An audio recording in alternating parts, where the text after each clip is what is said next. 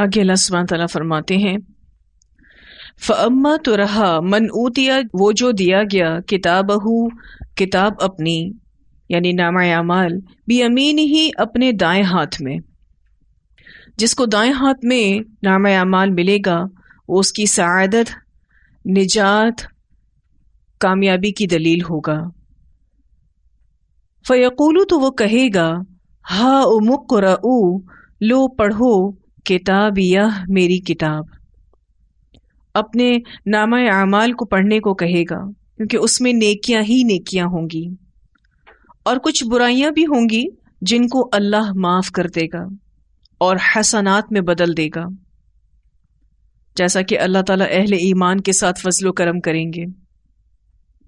اس بارے میں ایک روایت بھی آتی ہے، رسول اللہ صلی اللہ علیہ وسلم نے فرمایا قیامت کے دن مومن کو اللہ تعالیٰ اپنے قریب کرے گا حتیٰ کہ اسے ڈھانپ لے گا، یعنی اپنے سایہ رحمت میں لے لے گا. اس سے اس کے گناہوں کا اقرار کروائے گا کہ کیا فلاں گناہ تجھے یاد ہے؟ بندہ عرض کرے گا میں اقرار کرتا ہوں. اے میرے رب میں اقرار کرتا ہوں. 2 مرتبہ اقرار کرے گا. پھر اللہ تعالیٰ فرمائے گا میں نے دنیا میں تمہارے گناہوں کو چھپائے رکھا اور آج تمہارے گناہوں کو معاف کرتا ہوں. پھر اس کی نیکیوں کا دفتر لپیٹ دیا جائے گا. لیکن دوسرے لوگ یا فرمایا کفار، تو ان کے متعلق میدان محشر میں اعلان کیا جائے گا کہ وہ لوگ جنہوں نے اپنے رب پر جھوٹ باندھا، سن لو ظالموں پر اللہ کی لعنت ہے. اسے بخاری نے روایت کیا ہے. تو اللہ سبحانہ تعالیٰ اہل ایمان کے ساتھ جو فضل و کرم کریں گے کہ اس کے گناہوں کو معاف کر کے اس کو حسنات میں بدل دیں گے. تو یہ وہ شخص ہے جس کو دائیں ہاتھ میں نامہ اعمال ملے گا اور وہ کہے گا میرے نامہ اعمال کو پڑھو، اور یہ بہت خوش ہوگا کیونکہ اپنا رزلٹ وہی دکھاتا ہے جو خوش ہوتا ہے. انی ظننت، بے شک میں یقین رکھتا تھا، انی کے بے شک میں ملاقن، ملاقات کرنے والا ہوں، حسابیہ، اپنے حساب سے. انی کے بعد ظننت کا لفظ آ رہا ہے، یعنی انا ظننا یعنی یقینی بات ہے. مجھے آخرت پر پورا یقین تھا، مجھے یقین تھا کہ میں اپنے حساب سے ملاقات کروں گا، ایک دن مجھے میرا نامہ اعمال ملے گا.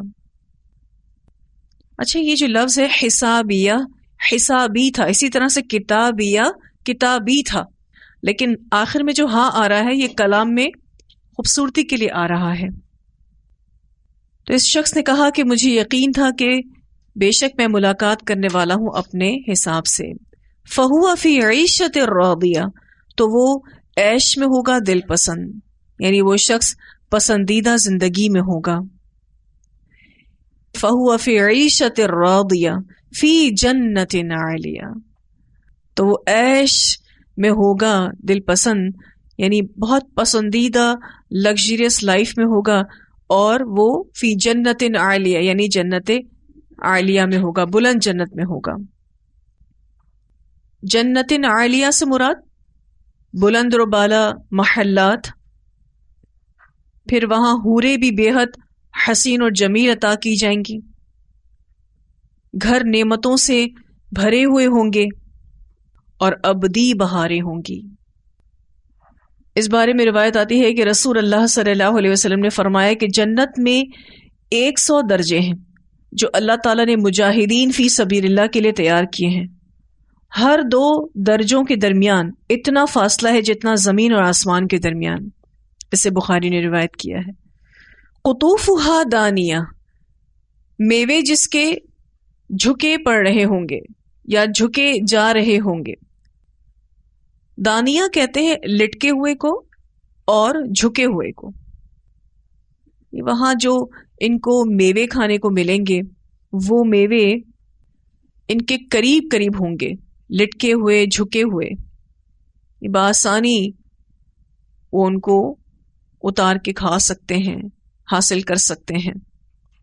کلو واشربو، کھاؤ اور پیو، ہنیئن، مزے سے، بما اسلفتم، بوجہ اس کے جو کر چکے تم، فی الایام الخالیہ، دنوں میں گزشتہ.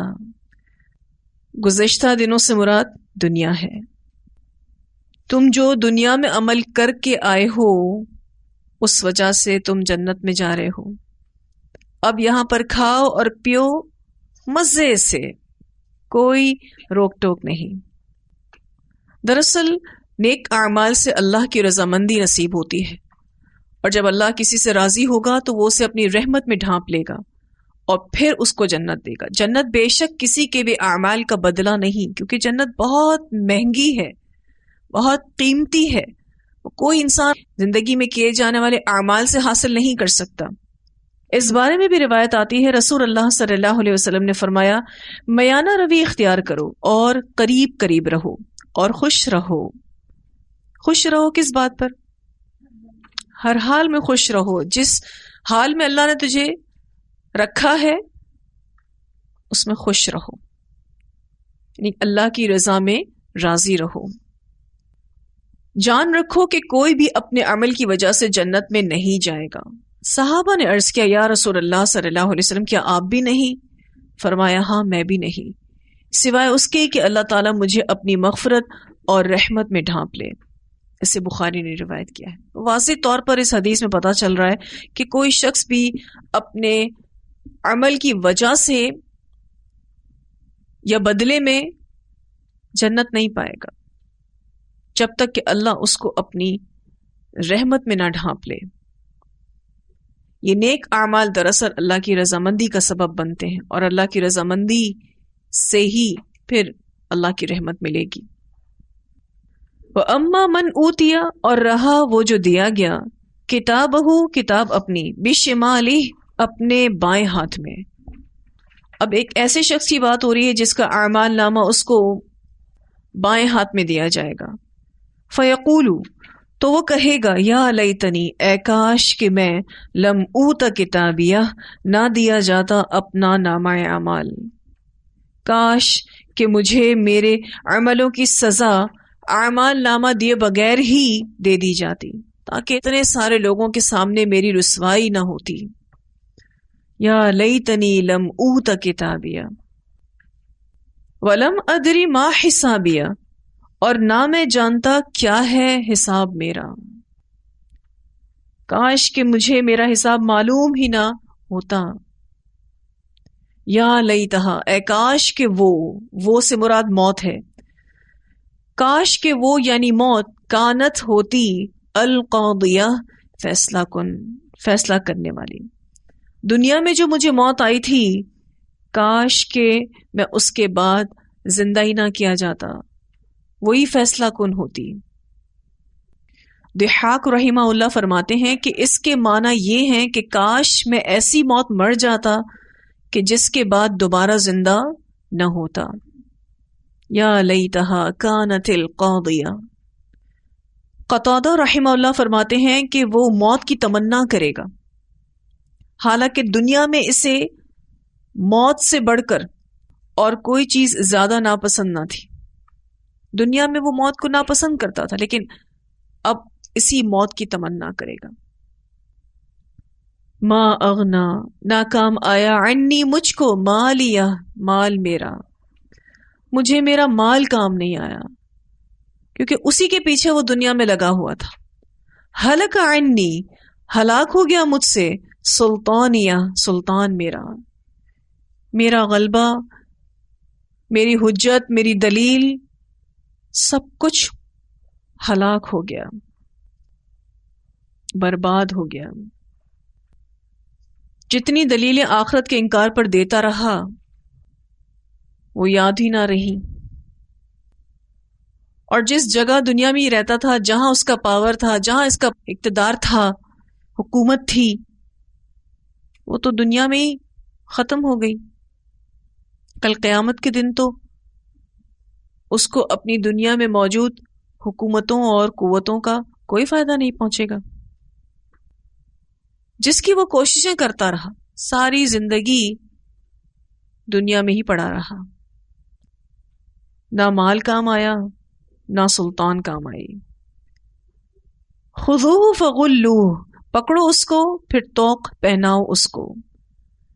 ثم الجحیم صلوہ، پھر جہنم میں جھونکو اس کو۔ ثم پھر فی سلسلۃ، ایک زنجیر میں، ذرعها پیمائش اس کی 70 ذراعن گز ہے، فسلکوہ پس داخل کرو اس کو. جہنمی کو 70 گز لمبی زنجیر پہنائی جائے گی. اس بارے میں ایک روایت بھی آتی ہے، رسول اللہ صلی اللہ علیہ وسلم نے فرمایا اگر کوئی بڑا سا پتھر آسمان سے پھینکا جائے اور یہ فاصلہ 500 سال کا ہے تو زمین پر وہ رات سے پہلے پہلے آ جائے گا. لیکن اگر اسی کو جہنمیوں کی باندھنے کی زنجیر کے ایک سرے سے چھوڑا جائے تو دوسرے سرے، یا یہ فرمایا کہ اس کی تہ تک پہنچنے میں 40 سال لگ جائیں گے. اسے ترمذی نے روایت کیا. کتنی لمبی زنجیریں ہیں جس سے جہنمی کو باندھا جائے گا کہ اگر ایک بڑا سا پتھر آسمان سے پھینکا جائے تو آپ صلی اللہ علیہ وسلم فرماتے راتوں رات وہ زمین تک آ جائے گا، اور یہ ڈسٹنس جو ہے وہ 500 سال کے برابر ہے. اور اگر اسی پتھر کو جہنمی کی زنجیر کے ایک سرے سے دوسرے سرے تک، یا یہ کہا کہ اس کی تہ تک لایا جائے تو اس کو 40 سال لگیں گے. اتنی لمبی زنجیروں سے جہنمی کو اس لیے باندھا جائے گا تاکہ عذاب کے درمیان حرکت بھی نہ کر سکے. اسی کا ہی ذکر اللہ تعالیٰ یہاں فرما رہے ہیں ثم فی سلسلۃ ذرعها 70 ذراعا فاسلکوہ. ان کا جرم یہ تھا انہ کان لا یؤمن باللہ العظیم، بے شک وہ تھا ایمان نہیں رکھتا اللہ پر جو بڑا ہے. پہلا جرم اس کا کہ وہ اللہ کی اطاعت نہیں کرتا تھا، اللہ کی عبادت نہیں کرتا تھا،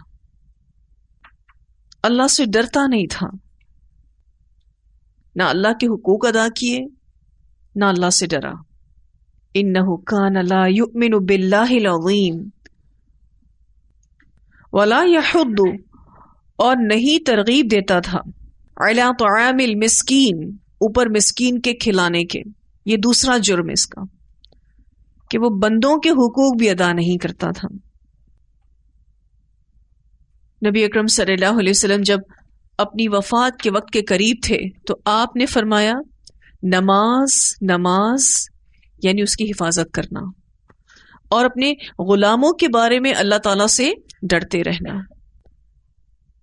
اسے ابو داؤد نے روایت کیا ہے. تو ایسا شخص جس کو جہنم میں اتنا خطرناک عذاب دیا جائے گا، اس کے جرم کے بارے میں یہاں بتایا جا رہا ہے کہ وہ اللہ پر ایمان نہیں لاتا تھا، یعنی اللہ کے حقوق ادا نہیں کرتا تھا، اور دوسرا بندوں کے حقوق بھی ادا نہیں کرتا تھا. جو بندوں کے حقوق ادا نہیں کرتے، بہت خود غرض قسم کے لوگ ہوتے ہیں، ان کا دنیا میں بھی کوئی دوست نہیں ہوتا، تو کل قیامت کے دن بھی پھر ان کی حالت ایسی ہی ہوگی. فَلَيْسَ لَهُ الْيَوْمَ، تو نہیں ہے اس کے لیے آج، ہا ہونا حمیم، یہاں کوئی دلی دوست. جو ایسا خود غرض ہو تو دنیا میں بھی اس کا کوئی دوست نہیں ہوتا، اور قیامت کے دن بھی اس کے ساتھ کوئی دلی دوست نہیں ہوگا. فَلَيْسَ لَهُ الْيَوْمَ هَاهُنَا حَمِيمٌ وَلَا طَعَامٌ، اور نہ کوئی کھانا، الا مگر من غسلین، پیپ کا. غسلین زخموں کی دھون کو بھی کہتے ہیں، اور اس سے دوسری مراد زقوم کا درخت بھی لیا گیا ہے. لا یأکلہ، نہیں کھائیں گے اس کو، الا الخاطئون، مگر خطا کار. اس کو ہر خطا کار کھائے گا. اللہ تعالیٰ نے یہاں پر یہ نہیں کہا کہ لا یأکلہ الا المشرکون، لا یأکلہ الا الکافرون. اللہ نے کہا جو خطا کار ہے وہ یہ کھائے گا. لا یأکلہ الا الخاطئون، ہر خطا کار کی یہی خوراک ہوگی. یہاں دو بنیادی گناہوں کی بات ہوئی جن سے باقی گناہ پھوٹتے ہیں. اللہ پر ایمان اگر کوئی نہیں لاتا تو اس سے جڑے پھر بہت سارے گناہ ہیں. جو اللہ کا نہیں ہے وہ پھر کسی کا نہیں ہے. اسی وجہ سے آپ دیکھیے کہ جہاں حقوق اللہ میں کوتاہی ہوتی ہے اس شخص سے لا محالہ حقوق العباد میں بھی کوتاہی ہوگی. تو پھر ایسے شخص کو کل قیامت کے دن غسلین کھانے کو ملے گا. آیتیں اتنی سخت ہیں جہنم کے بیان کے ساتھ جو جڑی ہیں. اس سے پہلے جنت کا ذکر آیا. جیسے کہ ہم شروع میں یہ بات کر رہے تھے کہ اس سورت کا مرکزی مضمون دعوت اللہ کے طریقے. سب سے پہلے آپ دیکھیں تو جنت کا ذکر آیا. جب آپ کسی کو بھی اللہ کی طرف بلائیں گے تو جنت کا ذکر پہلے کریں گے. پھر اس کے بعد آپ دیکھیں جہنم کا ذکر آیا ہے. اس سے یہ حکمت معلوم ہوتی ہے کہ پہلے جنت کا ذکر کرنا ہے دعوت اللہ میں، پھر جہنم کا ذکر کرنا ہے تاکہ طبیعت پر گرا نہ گزرے. خود غرض ہونا ایسی برائی ہے کہ انسان دنیا میں بھی تنہا رہ جاتا ہے. اس کی وجہ یہ ہے کہ نہ وہ کبھی کسی سے ہمدردی کرتا ہے، اس کو کبھی کسی کا خیال نہیں آتا. وہ اپنی ذات کو سب سے زیادہ اہمیت دینے والا ہوتا ہے. ایسا شخص دنیا میں بھی پسندیدہ نہیں ہوتا. دنیا والوں کو بھی ایسا شخص اچھا نہیں لگتا. ایسے شخص کی پھر الٹیمیٹ سزا جو بتائی جا رہی ہے کہ اس کو اتنا خطرناک ایک تو عذاب دیا جائے گا، اور یہ کوئی غسلین خوراک ہے؟ آپ بتائیے، یہ کوئی خوراک ہے؟ زخموں کی دھون کبھی خوراک بن سکتی ہے؟ لیکن یہ بھی ایک عذاب کی ہی صورت ہے. جنتی جہاں میوے کھائیں گے وہاں جہنمی غسلین پیئیں گے. یہ نہ کوئی خوراک ہے اور نہ کوئی مشروب، لیکن یہ سزا ہے ہر مجرم کی، ہر خطا کار کی، کیونکہ ان کو کوئی اور چیز کھانے پینے کے لیے میسر ہوگی ہی نہیں، تو لا محالہ ان کو یہی کھانا پڑے گا، اور کچھ کھانے کے لیے نہیں ہوگا. اور میں جب ان آیتوں کو آج پڑھ رہی تھی تو مجھے ایسا لگ رہا تھا کہ دو چیزیں کتنا ٹھیک کرنے کی ضرورت ہے. اللہ کے حق میں سب سے پہلی چیز نماز ہے، اس کو سب سے زیادہ ٹھیک کرنے کی ضرورت ہے، اس میں سب سے زیادہ شعور لانے کی ضرورت ہے. اور دوسری امپورٹنٹ چیز کہ جو بھی معاشرے کا کمزور طبقہ ہے اس کی آپ جتنی مدد کر سکیں، کہ مساکین جو ہیں وہ معاشرے کا کمزور طبقہ ہے. اور جب کسی بھی انسان کو آپ مساکین کے ساتھ حسن سلوک کرتا دیکھیں تو آپ کو لازمی طور پر اس کے نرم دل ہونے کا احساس ہوتا ہے کہ نرم دل ہے، اخلاق والا ہے. کیونکہ جب اللہ تعالیٰ نے کسی کو بہت ساری نعمتیں دی ہوتی ہیں نا، تو اس کے لیے کچھ بعید نہیں کہ وہ اپنی نعمتوں میں گم رہے اور وہ کسی کو بھی یاد نہ کرے. اس کے لیے کچھ مشکل نہیں، لیکن ان اچھے حالات میں ان لوگوں کو یاد رکھنا کہ جن کو اللہ تعالیٰ نے محروم کیا ہے. کیونکہ اللہ تعالیٰ نے کسی کو دے کر آزمایا ہے تو کسی سے لے کر آزمایا ہے. یہ دراصل اللہ کی آزمائش ہے. لیکن جب یہ دو بنیادی گناہ کسی کے نامہ اعمال میں ہوں، اللہ پر ایمان نہ لانا اور مساکین کا خیال نہ رکھنا، تو پھر اس سے کئی اور گناہ بھی جنریٹ ہوتے ہیں، جنم لیتے ہیں. اس لیے ہم سب کو اپنے عمل پر فوکس ہونا ہے. رسول اللہ صلی اللہ علیہ وسلم نے تو باقاعدہ دعا مانگی کہ اللہ تعالیٰ مجھے مساکین کے ساتھ رکھ، کیونکہ مساکین کا آخرت میں حساب کتاب بڑا آسان ہے. اور جب کبھی انسان اپنے آپ کو کچھ سمجھنے لگے نا، اس کو کچھ کبھی ایسی فیلنگز بھی آنے لگے نا، تو اس کو چاہیے کہ وہ مساکین کے ساتھ بیٹھ کر باتیں کرے، کھائے پیے. خود بخود انسان کے اندر عاجزی آنے لگتی ہے. دنیاوی اعتبار سے ہمیشہ اپنے سے نیچے والوں کو دیکھتے رہنا چاہیے. انسان اس میں عاجز رہتا ہے، شکر گزار رہتا ہے. ہاں، دینی اعتبار سے ضرور انسان اپنے سے اوپر والے شخص کو دیکھے تاکہ وہ دین میں ترقی کرنے کا سوچتا رہے. یہاں جو یہ بات ہوئی وَلَا يَحُضُّ عَلَىٰ طَعَامِ الْمِسْكِينِ، اور نہیں ترغیب دیتا تھا اوپر مساکین کے کھلانے کے، اس سے اس شخص کے تکبر کا بھی اظہار کیا جا رہا ہے کہ یہ شخص کتنا متکبر تھا کہ وہ مسکین کو کچھ سمجھتا ہی نہیں تھا. اور جس کے دل کے اندر رائے کے دانے کے برابر بھی تکبر ہوگا وہ جنت میں تو جا نہیں سکتا۔ تو اتنی آیات کی تلاوت سنتے ہیں، پھر انشاءاللہ آگے پڑھیں گے۔ فَأَمَّا مَنْ أُوتِيَ كِتَابَهُ بِيَمِينِهِ فَيَقُولُ هَاؤُمُ اقْرَءُوا كِتَابِيَهْ إِنِّي ظَنَنْتُ أَنِّي مُلَاقٍ حِسَابِيَهْ فَهُوَ فِي عِيشَةٍ رَاضِيَةٍ فِي جَنَّةٍ عَالِيَةٍ قُطُوفُهَا دَانِيَةٌ كُلُوا وَاشْرَبُوا هَنِيئًا بِمَا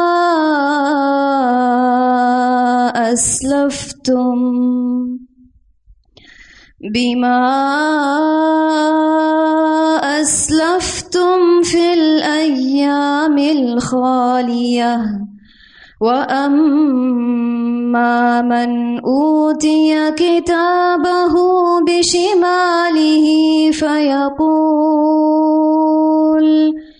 فَيَقُولُ يَا لَيْتَنِي لَمْ أُوتَ كِتَابِيَهْ وَلَمْ أَدْرِ مَا حِسَابِيَهْ يَا لَيْتَهَا كَانَتِ الْقَاضِيَةَ مَا أَغْنَى عَنِّي مَالِيَهْ هَلَكَ عَنِّي سُلْطَانِيَهْ خُذُوهُ فَغُلُّوهُ ثُمَّ الْجَحِيمَ صَلُّوهُ ثُمَّ فِي سِلْسِلَةٍ ذَرْعُهَا 70 ذِرَاعًا فَاسْلُكُوهُ إِنَّهُ كَانَ لَا يُؤْمِنُ بِاللَّهِ الْعَظِيمِ وَلَا يَحُضُّ عَلَى طَعَامِ الْمِسْكِينِ فَلَيْسَ لَهُ الْيَوْمَ هَاهُنَا حَمِيمٌ وَلَا طَعَامٌ إِلَّا مِنْ غِسْلِينٍ لَا يَأْكُلُهُ إِلَّا الْخَاطِئُونَ